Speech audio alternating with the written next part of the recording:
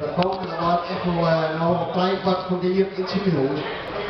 En dan hier moet je wat zeuren van op Facebook en Twitter en artikelen. Domme. Jongen, wat zeuren we, jammer weer. Maar dit vond ik inderdaad zo positief. Die zijn altijd terug. En ik denk dat het grote best cool. Wij zetten door, broer!